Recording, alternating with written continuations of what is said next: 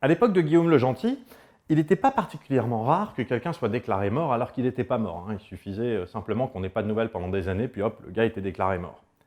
Mais ce qu'il faut savoir, c'est que ça continue encore aujourd'hui. Il y a un cas qui est hyper célèbre, c'est Isabelle Adjani. En 1987, on avait annoncé sa mort du sida. Il a fallu qu'elle passe au journal télévisé pour dire « Regardez-moi, je ne suis pas morte ». Et bien évidemment, avec les réseaux sociaux, ça ne s'est pas amélioré. Je veux dire, que ce soit des gens comme Will Smith, Morgan Freeman, Omar Sy, Jack Lang, on n'arrête pas d'annoncer leur mort continuellement. Johnny, avant qu'il meure vraiment, on a annoncé plusieurs fois sa mort. Paul McCartney est censé être mort en 1966, mais vous aurez noté que toutes ces personnalités ont quelque chose en commun. Ce sont des personnalités. L'histoire dont je vais vous parler est carrément différente. Mais pour ça, d'abord, il va falloir qu'on change d'ambiance. Ouais, ça ira. Sylvain Guérin n'est pas une personnalité, c'est un mec lambda. Un mec lambda qui a un boulot lambda dans une société biotech sur le plateau de Saclay. Tous les matins, le mec se lève, prend son café, va à son bureau, bosse, rentre chez lui, fin de la journée, fin de l'histoire. Un jour, pendant qu'il est en train de prendre son café, justement, il entend sur BFM TV qu'il y a un énorme embouteillage sur le chemin qui le mène à son travail. Et que cet embouteillage est causé par une seule bagnole, en feu, qui appartient à Sylvain Guérin. Alors le gars, immédiatement, il se dit que c'est un homonyme puisqu'il n'est pas mort. Mais il sait aussi qu'il n'y a pas de célébrité, qu'il n'y a pas de people qui s'appelle Sylvain Guérin. Depuis quand est-ce qu'à la télévision, on annonce la mort de quelqu'un parfaitement lambda?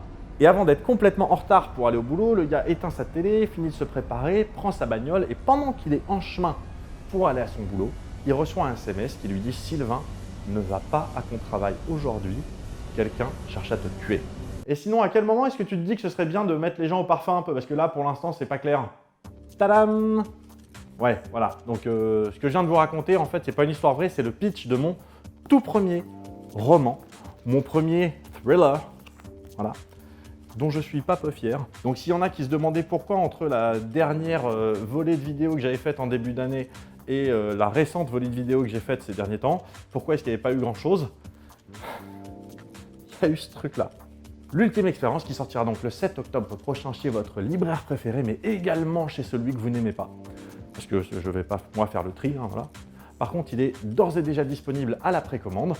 Et je vais vous dire pourquoi c'est important dans 2 secondes. Ouais, parce qu'il faudrait surtout pas louper l'occasion de faire de la pub. C'est un peu con dit comme ça, mais c'est assez vrai. Parce que figurez-vous, 2020, c'est un peu la pire année pour faire la promo d'un bouquin qui plus est d'un premier roman. Cela dit, on s'est bien bagarré avec mon éditeur, avec Flammarion, ainsi qu'avec tout un tas de libraires. Et on a réussi, alors on croise les doigts à ce que les règles ne changent pas d'ici là, mais on a réussi à organiser un certain nombre de rencontres. Ça va s'afficher, puis il y a les liens dans la description. Je vous invite, si vous souhaitez venir à une rencontre dédicace, etc., dans votre ville, à prendre contact le plus rapidement possible avec le libraire, parce que très vraisemblablement, ce sera sur inscription, limité en nombre de personnes. Et voilà, ça va pas être le bain de foule. Non, c'est pas l'ambiance. Mais ça va être bien quand même. Et comme c'est effectivement un peu compliqué de faire la promo d'un bouquin cette année, bah vous comprendrez, j'espère que je fasse ma promo ici, maintenant, comme ça, voilà. Et donc, je vous ai mis dans la description des liens pour précommander le bouquin. Alors, sur Amazon, sur Fnac, mais également sur des sites de libraires. J'ai mis tout un tas de liens. Vous choisissez celui que vous voulez. Voilà. Je compte sur vous, vraiment, j'ai besoin de vous pour faire péter les précommandes, histoire que d'un coup, ouais, il y ait du mouvement et que le bouquin soit suggéré un peu spontanément, notamment sur les grandes plateformes, sur Amazon et Fnac, on va pas se mentir. Si le bouquin pouvait être suggéré spontanément à des gens, bah, ce serait bien. Et à propos de l'histoire, j'ai oublié de dire un truc quand même, c'est, voilà, il n'y a rien de surnaturel dans l'histoire. Le gars est pas mort, je veux dire, c'est pas un fantôme qui va enquêter sur sa propre mort. Putain, c'est bon ça comme histoire. Voilà, j'espère vraiment que cette histoire vous plaira. Pour moi, c'est vraiment dans la continuité de ce que j'avais fait avec Arel 3. Avec Arel 3, c'était ma première fiction qui était filmée. Voilà, là, j'avais besoin de voir si je pouvais raconter une histoire beaucoup plus vaste et vraiment avec plus d'ambition. Et le livre, pour le coup, c'est quelque chose qui s'y prête très bien, parce que si à un moment donné, j'ai envie qu'il y ait 400 hélicoptères, j'écris 400 hélicoptères et puis ils sont là. C'est la magie. Et pour celles ou ceux d'entre vous qui se diraient « Attends mec, j'ai encore un nouveau projet alors qu'on attend toujours la saison 2 d'Arel 3, on attend la série sur Tesla, on attend ci et ça », tout ça, y compris ce bouquin, l'ultime expérience, disponible chez Flammarion à partir du 7 octobre 2020 chez votre libraire préféré, tout ça va dans le même sens. Tout ça va dans le sens de m'ancrer comme quelqu'un qui fait de la fiction. Qui peut donc être produit comme quelqu'un qui fait de la fiction. Vous le voyez, le cheminement du truc. Ça dit, voilà, attention, hein, ce bouquin n'est pas un tremplin pour quelque chose. Hein, je veux dire, c'est une vraie histoire à part entière qui ne s'inscrit pas dans une autre histoire d'autre chose. Voilà. Et j'espère vraiment que cette histoire non seulement vous plaira, mais surtout qu'elle vous baladera comme je souhaite qu'elle vous balade. Parce que je souhaite vraiment que vous vous fassiez balader. Là. Non, et puis en même temps, ça fait un chouette cadeau pour Noël.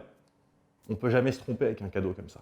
Et alors, pour que vous ayez toutes les infos, donc voilà, l'ultime expérience disponible le 7 octobre, écrit par Bruce Benamran, le premier thriller du créateur de la chaîne YouTube Y Penser, ça vous le savez puisque c'est ici. Chez Flammarion, au prix de 21 € en France. En Suisse, peut-être 25, 30, 60, 200 francs suisses, j'en ai aucune idée. Voilà. En France, on a le prix unique, c'est 21 € partout. En Suisse, j'en sais rien. On verra, ce sera la surprise. J'ai une date en Suisse d'ailleurs de prévu. On croise les doigts. Si ça ne change pas à cause de la pandémie, tout ça. Enfin voilà, tout ça pour dire que j'étais vraiment comme un ouf, je tournais comme un lion en cage depuis des semaines de ne pas pouvoir vous le raconter, de ne pas pouvoir vous en parler. Parce que ce qu'il faut savoir, c'est que moi, donc, ce bouquin, j'ai fini de l'écrire pendant le confinement. Ensuite, il y a eu les allers-retours avec l'éditeur, des attention, ouais, cette phrase, il y a trop d'adverbes, c'est machin, etc. Puis oh là, attention, il y a un problème typographique ici, c'est un point-virgule, mais ça va pas du tout. Enfin, ouais, tous ces trucs-là. On a fini le bouquin, tout était nickel, la couverture choisie, tout parfait, en juillet. Ça veut dire que juillet, août, septembre, j'étais comme ça parce que j'avais strictement rien à faire de plus qu'attendre. Et c'est pas bien. C'est pas bien d'attendre. Fort heureusement, j'avais des vidéos à faire, notamment sur comment faire ses lacets. Voilà, et je suis hyper soulagé de pouvoir enfin vous en parler parce que pour moi, c'est un énorme projet. C'est un projet qui est aussi gros qu'Arel 3. Pas du tout de la même nature, mais aussi gros pour moi. Et j'espère que vous le recevrez aussi bien que vous avez reçu Arel 3 à son époque. Merci de votre attention. Portez-vous bien. La bise.